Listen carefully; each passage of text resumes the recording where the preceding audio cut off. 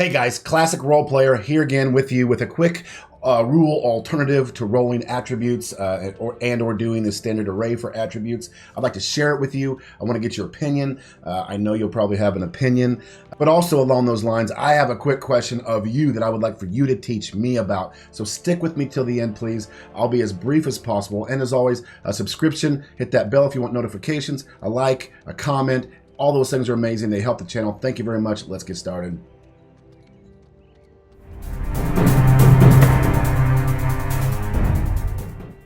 So guys, before we get started, quick question. Does anybody else get really nervous when you have a brand new first-time player at your table?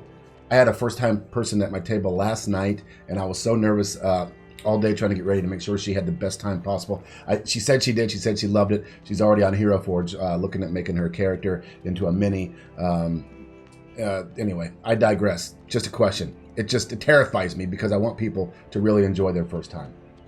So guys, this is really kind of a way to go away from standard array or do a different way of doing standard array with the variant of customizing your ability scores. What we do is we give 6 points total to your ability scores. These are your ability bonuses. If you add all the bonuses of the standard array, you'll see that it gives you +5 bonus points. And I feel like that's just a tad low, so I went +6. So when our people are making their characters, they have 6 points. There's obviously a +3 maximum and a -3 minimum.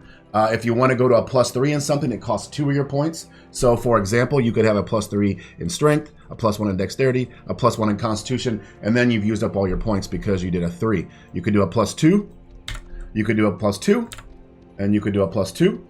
If you wanted to apply a negative to something, let's say I want to be really ugly, I could do that, which will now give me 9 points to use. So I could, I could do a 3 here and a 3 here, which is 4. I couldn't do that. Yeah, that's 8. And then I could do 1. So there you go.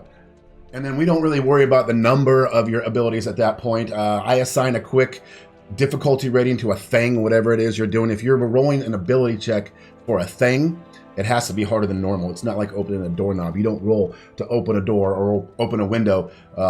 But if it's something that takes an ability check, then that's already a difficult task. So a 12 would be a normally easy thing, something like that. The person rolls and they add their modifier. That's how I do it. What am I missing? Why is this so wrong? Or do you think it's a good idea? Do you like it? I want to hear you out.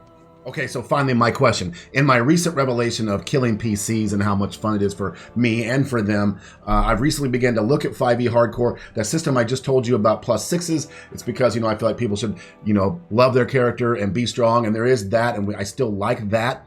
But at the same time, I started reading about HardCore. I started understanding that people like the danger of dying, and I began to wonder, HardCore 5e HardCore mode has the rule of you roll 3 6-sided dice once and you take the result. In the past, I would have thought this is crazy. No one's going to want a 3 for strength.